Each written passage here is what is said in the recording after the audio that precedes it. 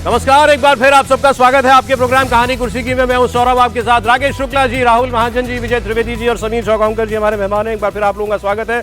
मैं आपको बताऊं, शंकराचार्य जी ने आज बड़े तीखे बोल दिए योगी आदित्यनाथ के लिए, मतलब बड़ी दूर ले गए हैं बात को। अब यहां से लौटेंगे कैसे पता नहीं, लेकिन उससे पहले एक बड़ी खबर मैं आपको और देना चाह रहा था। प्रधानमंत्री नरेंद्र मोदी के विदेशी दौरे को लेकर जानकारी आई है।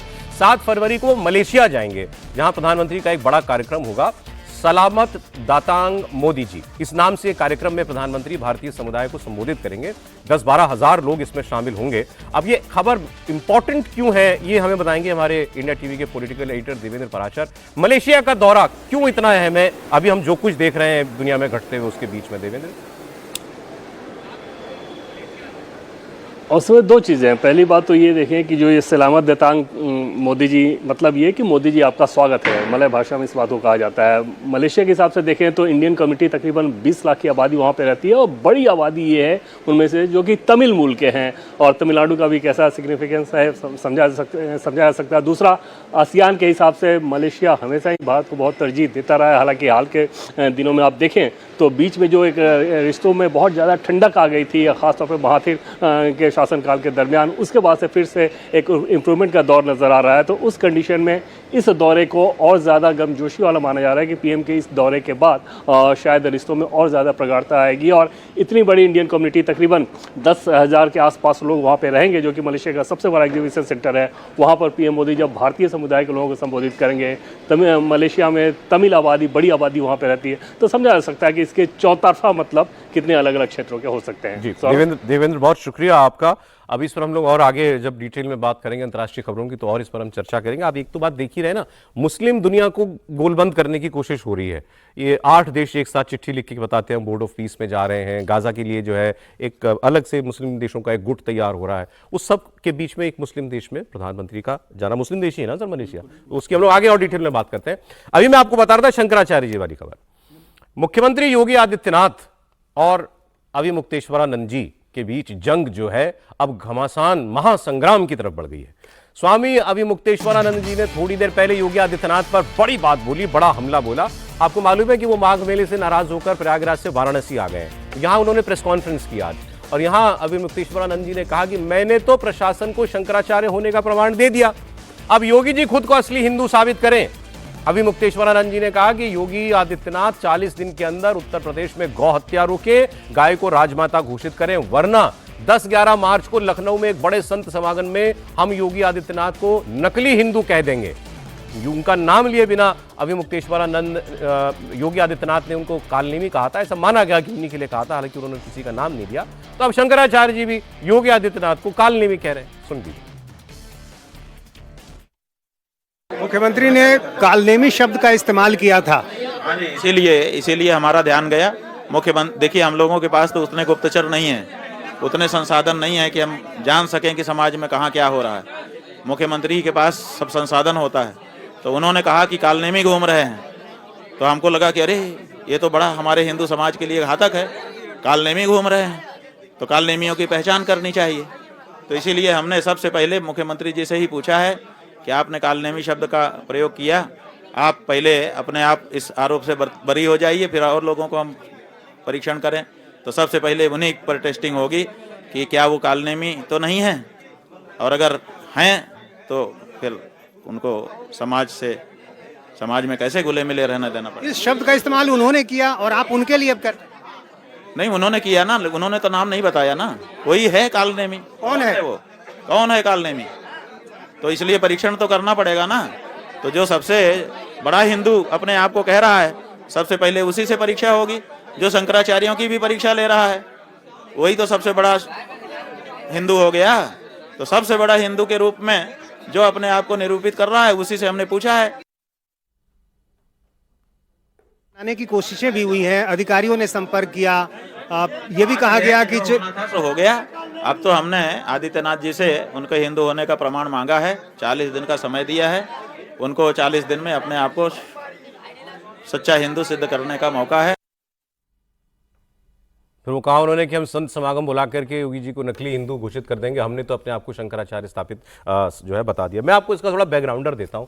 क्योंकि इस जो मैं आपको बताऊंगा उसके बाद तो होना ये चाहिए था कि इनके शंकराचार्य जी, अभिमुक्तेश्वरानंद जी का शंकराचार्य जी, इनको कोई लोग नहीं मानते, तो उनका गुस्सा थोड़ा ठंडा होना चाहिए था। हुआ ये कि ये 28 तारीख को माघ मेला छोड़ के वाराणसी आ गए बिना स्नान किए। 2 स्नान इन्होंने नहीं किए, पूर्णिमा का स्नान भी आने वाला है, उसके लिए भी वो नहीं जा रहे हैं।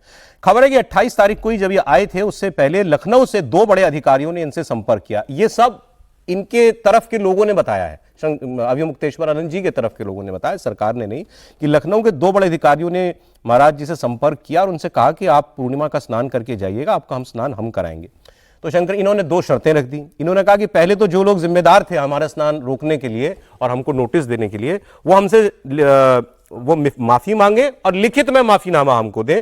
और दूसरा, आप चारों शंकराचार्यों के लिए अब कभी भी स्नान होगा तो उसका एक प्रोटोकॉल पहले से बताइए कि ये प्रोटोकॉल है, शंकराचार्य का स्नान ऐसे किया जाएगा। अब इस पर कहते हैं कि जवाब ये दिया गया कि साहब हम खेद व्यक्त कर सकते हैं, माफी नहीं मांग सकते, और लिखित में तो बिल्कुल माफी नहीं मांग सकते। ये 28 तारीख की बात है जिस दिन ये आ गए थे। अब ये आए क्यों थे, ये इसकी कहानी है उससे थोड़ा और पहले की, 27 तारीख की। 27 तारीख की शाम को इनके जहां ये धरने पर थे उसके बगल में एक और कैंप में कुछ अधिकारी गए इनसे बात करने के लिए, लेकिन उसमें ना ये स्वयं गए और ना इन्होंने अपने लोगों को भेजा। इन्होंने किन्हीं और सन्यासियों को जो है उनको वहां पर भेजा, और वहां पर भी ये बात उनसे कही गई थी। तो वहां चूंकि प्रशासन ने कहा कि साहब ठीक है, जो हो गया वो नहीं होना चाहिए था, हमें खेद है, तो उससे इतने सॉफ्ट हुए कि इन्होंने अपना धरना खत्म कर दिया। लेकिन नाराजगी पूरी गई नहीं।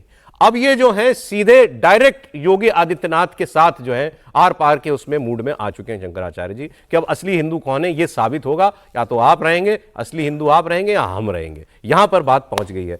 अब मेरा सवाल इसमें यह है कि अगर अधिकारियों को फोन ही करना था या अधिकारियों को जाकर के इनसे बात ही करनी थी, तो फिर ये सब हुआ ही क्यों कि इनको नोटिस दिया जाएगा, इनसे पूछा जाएगा कि आपको क्यों ना हम मेला से हमेशा के लिए बैन कर दें, ये सब क्यों किया गया था राकेश जी? देखिए, मैं शंकराचार्य जी की एक बात से पूरी तरह सहमत हूँ कि जिन अधिकारियों ने उस घटने को अंजाम दिया उसके लिए उनको क्षमा मांगना चाहिए, इसमें कोई दो राय नहीं है, बिल्कुल क्षमा मांगना चाहिए। लेकिन 2 बड़े महत्वपूर्ण विषय कि 28 तारीख को कैंप के अंदर जो आप बता रहे थे कि वहाँ बातचीत हुई है, उस पर उन्होंने ख़त्म कर दिया, ऐसा नहीं है। उनको अंदाज़ा लग गया कि 11 दिन में मौखिक समर्थन तो मिल रहा, लेकिन ज़मीनी समर्थन उनको नहीं मिल रहा। इनको एक भी शंकराचार्य क्या इस दुर्व्यवहार के चलते इनके पास आके बगल में बैठा क्या, या कोई भी ऐसा प्रमुख संत महामंडलेश्वर या मंडलेश्वर आके बैठा क्या अखाड़ा परिषद इनके समर्थन में उतर के आया, इनके बगल में बैठा क्या? नहीं। ऐसा इसलिए नहीं हुआ क्योंकि देखिए, शंकराचार्य ये हैं, लेकिन आज की डेट में हिंदुओं के सबसे बड़े नेता योगी आदित्यनाथ जी बन चुके हैं।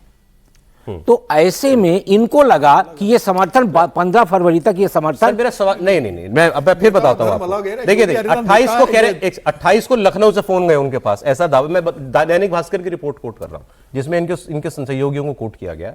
उस 28 को तो ये चले गए तब की बात, 27 की शाम को वो कह रहे हैं मेला अधिकारी, अपर मेला अधिकारी और मेला प्रशासन के और अफसर मीटिंग के लिए गए। शंकराचार्य इस मीटिंग में नहीं आए। उनकी तरफ से बात करने के लिए प्रयागराज के मनकामेश्वर मंदिर के महंत श्रीधरानंद ब्रह्मचारी जी गए, और वहां पर प्रशासन ने यह कहा कि मौनी अमावस्या के दिन क्राउड मैनेजमेंट की वजह से आपका स्नान नहीं हो पाया, इसका हमें दुख है। आप जब चाहें आपकी पारंपरिक मर्यादा के अनुसार हम पालकी समेत आपको ससम्मान स्नान के लिए कराने के लिए प्रतिबद्ध हैं, और भविष्य में 4 मान्य पीठाधीश के शंकराचार्यों को ससम्मान परंपरागत स्नान में सतर्कता और सहयोग का हम वचन देते हैं। ये बातें कही गई हैं। तो इनको क्यों मना रहा था प्रशासन, और मना रहा था तो नोटिस क्यों दिया था? मैं कह रहा हूं, इन्होंने ये भी बताया था छोड़ने से पहले, जो इन्होंने एक छोटा सा संबोधन दिया उसमें उन्होंने कहा कि हमें ये कहा गया था कि आप स्नान करने चलिए, हम आप पे पुष्प वर्षा करेंगे। हाँ, ये भी प्रशासन ने ऐसा इनकी तरफ से कहा गया कि ऐसा प्रशासन ने कहा, लेकिन क्या प्रशासन की तरफ से ये आउटपुट आया है क्या? तो डिनाई भी नहीं किया प्रशासन ने। तो प्रशासन ने डिनाई भी नहीं किया, क्योंकि प्रशासन डिनाई क्यों करेगा? या आपको नहीं लगता कि प्रशासन ने इनको मनाया होगा? नहीं, मैं ये नहीं कह रहा प्रशासन ने मनाया होगा, लेकिन यदि ये इतने अडिग थे और लखनऊ में जाके इनको धरना करना है, तो प्रशासन के कैंप के अंदर की गई बातों पे इन्होंने धरना क्यों खत्म किया? नहीं खत्म करना चाहिए, क्योंकि इनको लगा कि 15 फरवरी के बाद मैं सिर्फ अकेले बैठा रह जाऊंगा और किसी तरह का जो जमीनी समर्थन नहीं मिल रहा, इसलिए ये काशी गए और काशी में जाके अब ये आमने सामने ललकारने का प्रयास कर रहे हैं। सीधे और ये इसमें आपको यूपी सरकार और प्रशासन का रुख जो है वो क्या बता रहा है? जैसे अभी पिछले वाले हम सेगमेंट में चर्चा कर रहे थे, यूजीसी ने गलती की थी, वैसे यहाँ पर प्रशासन ने गलती की। बिल्कुल बराबर है। तो अब दोनों की गलती सुधार होने की बात है। आपको लगता है प्रशासन ने मनाया होगा इनको? प्रशासन ने मनाया होगा और कहा होगा, क्योंकि सरकार को लगा होगा पहले कि इसको ऐसे ही कर देंगे, चल जाएगा, लेकिन वो बढ़ गया मामला। सपोर्ट में लोग उप मुख्यमंत्री बोले केशव, हाँ, और पार्टी के बहुत सारे लोग बोले, समर्थन में आ गए, सारा समर्थन में आ गए। और आरएसएस बीजेपी में बहुत सारे लोग उनके समर्थन में थे कि भी ऐसा नहीं होना चाहिए। तो उसका दबाव सरकार पर रहा होगा। मैं मुख्यमंत्री जी को नहीं कह रहा कि मुख्यमंत्री जी, लेकिन सरकार पर दबाव रहा। मुख्यमंत्री जी की तरफ से, सरकार की तरफ से कहा होगा कि भाई देखिए इसको सुलझाइए, कैसे सुलझाना है मामले को। झगड़ा खत्म कम तो नहीं हुआ, बढ़ गया। हाँ, लेकिन वो वहां से चला। अब ये तो आगे आए ना, वहां बैठे रहते तो और झगड़ा बढ़ा रहता ना। अच्छा, कम से कम वहां से मूव कर गए, वो राहत हाँ, वहां से आगे, अब आगे चलेगा। चले द्वारका पीठ जो है, द्वारका शारदा पीठ है, उसका सदानंद महाराज ने, जो शंकराचार्य है, उन्होंने उनका समर्थन किया है व्यक्तिवशन का। और ये तो सत्ता का अहंकार है, ये संगठन का अहंकार है कि आप मतलब लाठीचार्ज कर रहे हो, 15-16 साल के जो उनको लोग मारपीट कर रहे हो, और आप माफी मांगने को तैयार नहीं हो। भाई इतना बड़ा विवाद हो गया, एक संत से आपने इस तरह से व्यवहार किया, माफी मांग लेते, मामले को निपटा लेते। अब आगे भी निपटे मामला तो पता चलेगा ना। अब आगे वो देखिए वो क्या कहते हैं। अगली खबर मैं आपको बता रहा हूं, इंपॉर्टेंट खबर है, अजीत पवार जी से जुड़ी हुई, स्वर्गीय अजीत पवार से जुड़ी हुई। उनकी मृत्यु के बाद अब एनसीपी की कमान कौन संभालेगा, ये एक बड़ा सवाल है। और क्या उनकी पत्नी सुनेत्रा पवार राज्य की डिप्टी सीएम बनेंगी या उनके बेटे अब एक्टिव पॉलिटिक्स में आएंगे, इन सवालों का जवाब तलाशने की कोशिश की जा रही है। इस बीच एक बड़ी खबर यह है, अंग्रेजी के अखबार इंडियन एक्सप्रेस ने आज एक खबर की है कि 8 फरवरी को, आने वाली 8 फरवरी को एनसीपी के दोनों धड़ों का विलय होने वाला था और इसकी अनाउंसमेंट 8 तारीख को होने वाली थी। मतलब शरद पवार और अजीत पवार एक साथ आते, मर्ज हो जाते दोनों पार्टियां, एक पार्टी दोबारा बन जाते, और 8 तारीख को इसका ऐलान होने वाला था। उससे पहले ये दुखद हादसा हो गया और मृत्यु हो गई अजीत पवार जी की। तो अब आगे क्या होगा? 16 जनवरी को जयंत पाटिल और 17 जनवरी को शरद पवार के घर पर बैठकें भी हुई थी, लेकिन अजीत पवार के निधन के बाद अब सारा प्लान फिलहाल रुक गया है। एनसीपी के दोनों गुट विलय होंगे या नहीं, अब ये कुछ आने वाले वक्त में तय होगा। लेकिन अजीत पवार अगर ये तय करके गए थे तो मुमकिन तो यही लगता है कि वो बात फिर आगे बढ़ेगी भी, उनका परिवार भी उसी बात को आगे बढ़ाना चाहेगा जो अजीत जी तय करके गए थे। शरद पवार जी अब परिवार के सबसे बड़े मुखिया वही रहे हैं हमेशा से, अगर उनकी भी सहमति हो गई थी। और ये विलय होकर के एनडीए में रहने की बात मैं कर रहा हूं, विलय होकर के अलग नहीं, विलय होकर के शरद पवार जी इधर ही रह जाते एनडीए में, ऐसा खबर कह रही है। तो क्या ये आगे होगा? दूसरी बात रह गई कि उप मुख्यमंत्री कौन। तो अब ये लगभग तय लग रहा है कि जो पत्नी है सुनेत्रा पवार जी, अजीत पवार जी की, वो या उनके बड़े बेटे पार्थ पवार, इन दोनों में से कोई डिप्टी सीएम बनेगा। इन दोनों में से ही कोई चुनाव भी लड़ेगा उस सीट से जो अब जिस पर उपचुनाव कराया जाएगा अजीत जी की मृत्यु के बाद। और सुनेत्रा जी जो हैं वो पार्टी की कमान संभालेंगी। लेकिन इस सब के बीच वो मर्जर वाली बात, अब मर्जर होगा तो पवार साहब के होते, शरद पवार साहब के होते, क्या सुनेत्रा जी पार्टी के अध्यक्ष बनेंगी? ये अब क्योंकि अजीत जी नहीं है तो ये सारी बातें फंस गई हैं। देखिए, ये बात तो तय है कि मर्जर होने की पूरी बात है और ये मर्जर बिल्कुल संभव है और जैसे कि तय किया गया था कि मर्जर होगा। दूसरा ये भी बात है कि शरद पवार जो हैं वो भी इस बारे में बात कर रहे हैं कि इन दोनों पार्टियों का मर्जर हो जाए और उसके बाद, क्योंकि एमएलए ज़्यादातर ये चाहते हैं कि वो सत्ता का पार्ट रहें, तो ये भी बात है कि ये जो है जो बीजेपी के कोalition है उसमें शामिल रहेंगे। आपको मुमकिन ठीक लगी खबर कि शरद पवार जी मर्ज कर देंगे और दूसरा इधर आ जाएंगे इंडिया। दूसरा ये एक भी बात है कि जो अजीत पवार के रहते हुए बीजेपी पे भी बहुत ज़्यादा जो प्रेशर पड़ता था शिवसेना की तरफ से, वो भी कहीं ना कहीं जो है एक तरह से शिवसेना, एक तरह से बीजेपी को कुशन देता था। लेकिन अब अजीत पवार के जाने के बाद ठीक है, ये भी मुश्किल है कि जो मुख्यमंत्री हैं उनको वो प्रेशर झेलना पड़ रहा है। तो ये भी बीजेपी की तरफ से भी ये होगी कोशिश कि ऐसा हो जाए। समीर जी, अजीत पवार कह रही है कि ऐलान होना था 8 तारीख को। देखिए, आज ये खबर पढ़ी मैंने इंडियन एक्सप्रेस में आई, लेकिन अजीत पवार की जो राजनीति को देखते हैं और अजीत पवार जो जिसके राजनीति करते हैं, अजीत पवार बहुत कम अपने परिवार से अपनी राजनीतिक बातों को शेयर करते जब तक वो फाइनल नहीं हो जाती थी। अच्छा। और पार्टी के नेताओं से भी वो बिल्कुल अंतिम समय में जब फैसला लेते थे तब वो शेयर करते थे। अजीत पवार की अगर ये बैठक होती है, कल जो कहा जा रहा है कि उनकी बैठक शरद पवार के घर पर हुई थी बैठक, तो क्या इस संदर्भ में जो जानकारी थी वो क्या सुनील तटकरे जो अभी एनसीपी अजीत पवार के अध्यक्ष है उनको थी, क्या प्रफुल्ल पटेल जो कार्यकारी अध्यक्ष है उनके पास इस बात की जानकारी थी, क्या सुनेत्रा पवार को बात की जानकारी थी? इतनी बड़ी बात है सर, अगर वो पार्टी विलय करने वाले थे, नहीं, बात विलय का नहीं है, बात विलय का नहीं। विलय होगा तो किस टर्म पर होगा? शरद पवार की क्या भूमिका होगी, सुप्रिया सुले की क्या भूमिका होगी, केंद्र की राजनीति कौन करेगा, प्रदेश की राजनीति कौन करेगा, किसको क्या पद मिलेगा? अगर वाकई ये ये निर्णय हो गया तो था कि सब हमें कुछ 8 को सही ऐलान करना है, तो ये निटी-ग्रिटी भी हो चुकी होंगी तय? नहीं, ऐसा नहीं है सर। नहीं, बिल्कुल नहीं। इस संदर्भ में, क्योंकि अजित पवार इस बात को जानते थे कि अजित पवार के पास अभी सत्ता में सब कुछ है, शरद पवार के पास बहुत कुछ नहीं है, और अभी जो स्थिति बनी है उसके अंदर मुझे लगता है कि अभी दिल्ली बीजेपी की भी इसमें भूमिका रहेगी। एक बार सुन लेते हैं सर, प्रफुल्ल पटेल जी का बयान है, एनसीपी के सीनियर लीडर अजित पवार के पक्ष के, वो क्या कह रहे हैं? हमको भी एक पॉलिटिकल पार्टी, हम महायुति के एक पार्टनर हैं, उसमें हमारे नेता अजीत दादा पवार उप मुख्यमंत्री भी थे, विधिमंडल के अध्यक्ष भी हमारे लीडर थे, तो इसलिए हमको भी योग्य निर्णय लेकर वो जगह को भरना है। तो बिल्कुल योग्य निर्णय लेने जा रहे हैं, केवल हमको परिवार से एक बार मिलकर बात करने का आज का दिन हमको समय दीजिए। सुनेत्रा पवार जी का नाम का कोई किसी को विरोध करने का सवाल ही नहीं आता है। ये बड़ी बात बोल गए कि एक तो पार्टी अध्यक्ष के लिए सुनेत्रा जी के नाम का विरोध करने का सवाल ही नहीं है, दूसरा परिवार से मिलकर हम बात करेंगे। मर्जर पर बोला ना इन्होंने। देखिए, मर्जर तो होना ही है। अब यदि शरद पवार साहब के साथ नहीं होगा तो क्या बीजेपी के साथ हो सकता है विधायकों का मर्जर? अरे मुझे बताया जा रहा है देवेंद्र फडणवीस से मिलने गए थे, उसके बाद निकल के ये बात कही जी, इसलिए मैं कह रहा हूं कि अब जो अजीत पवार की एनसीपी है उसके विधायकों का मर्जर तो होना ही है।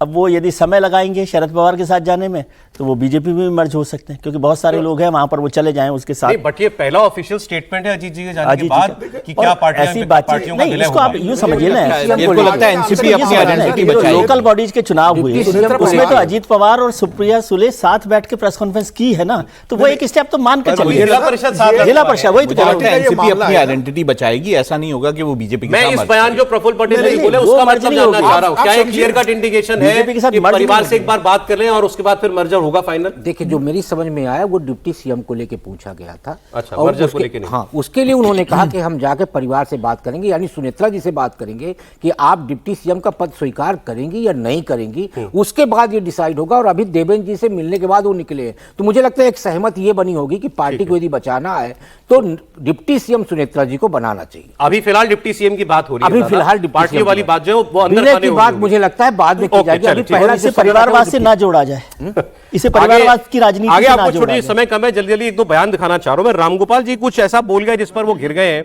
योगी रामगोपाल यादव समाजवादी पार्टी के महासचिव, उनसे पूछा गया कि साहब योगी आदित्यनाथ कहते हैं कि आपकी तो सरकार में माफिया राज था, गुंडे जो हैं, गुंडे माफिया हत्यारे ये सब जो हैं खुलेआम घूमते थे, आज देखिए कितनी शांति है प्रदेश में। क्या कहा इस पर उन्होंने? जवाब सुनिए आप।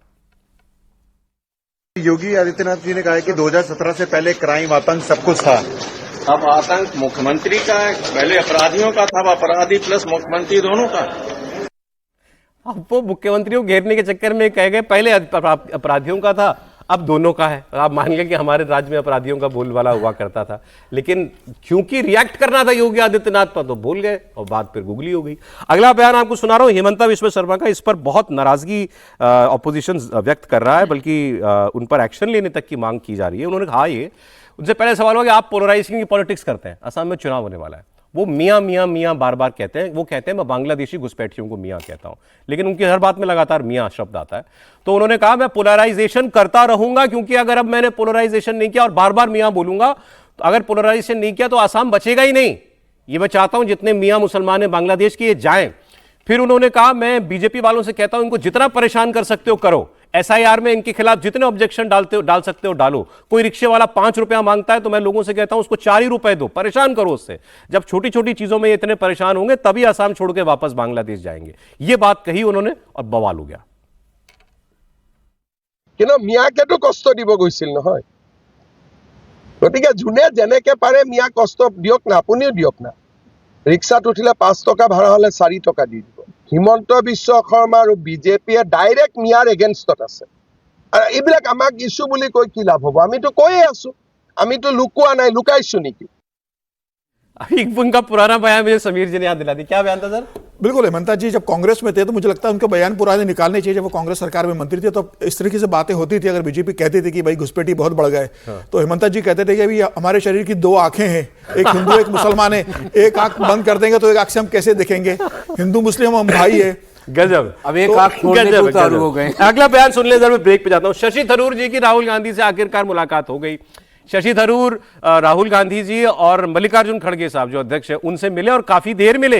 उसकी बाकायदा 1.5 घंटे तक मुलाकात की फोटो जो है वो पोस्ट की गई, और उसके जो बाद में जानकारियां आ रही हैं वो ये कहा जा रहा है कि इस बैठक में ज्यादातर राहुल गांधी बोले, और राहुल गांधी ने कहा जो हो गया उसको खत्म करो, नक्की करो, आप नाराज ना हो अब, और अब केरल के चुनाव आ रहे हैं उसमें आप प्रचार करने में अपनी जी जान लगाइए, हमें सबकी जरूरत है, हमें आपकी भी जरूरत है। शशि थरूर ने अपनी नाराजगी व्यक्त भी कर दी कि मुझे जो केरल कांग्रेस है वो भी मुझे साथ लेके नहीं चलती है, और आप भी एक बार केरल में आए थे, आप एक महापंचायत के लिए मंच पर सारे नेताओं का आपने नाम लिया, मैं बैठा हुआ था, मेरा नाम आपने नहीं लिया, मैं तिरुवनंतपुरम का सांसद हूं। तो राहुल गांधी ने कहा चलिए छोड़ें, जो हो गया वो हो गया, अब घर के परिवार के सदस्य की तरह अब आप लगे रहिए। थरूर साहब बाहर आए तो चेहरा खिला हुआ था, अभी तक बातें होती थी बीजेपी में कब जाएंगे, अब उनकी मुलाकात होगी राहुल जी से, तो उनको लगा कि कम से कम मेरी इंपॉर्टेंस कुछ तो समझ में आई पार्टी को। उनका बस छोटा सा बयान है, सुन लीजिए।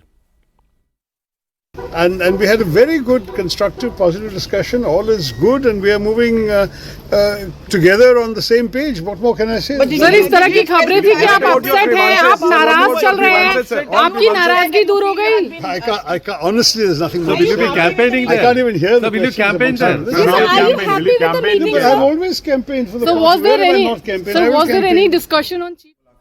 बस सर मुझे जल्दी से इतना बता दीजिए, अब इसके बाद क्या ये मोदी जी की तारीफ करेंगे दोबारा? शशि थरूर का कहा नहीं जा सकता वो कब क्या बोले, लेकिन एक बात शशि थरूर ने ये भी साफ कर दी कि वो कांग्रेस से कहीं हटने वाले नहीं है। ठीक है, ये बात उनकी तरफ से डिस्कशन ओवर, वो कांग्रेस में थे, कांग्रेस में है, कांग्रेस में रहेंगे। दूसरा राहुल गांधी से मिलनी है, राहुल गांधी किससे मिलते नहीं है, ये भी ये बड़ी बात है कि राहुल गांधी ने इनसे मिले, इनको समय दिया चुनाव में, मतलब इनकी भूमिका रहेगी।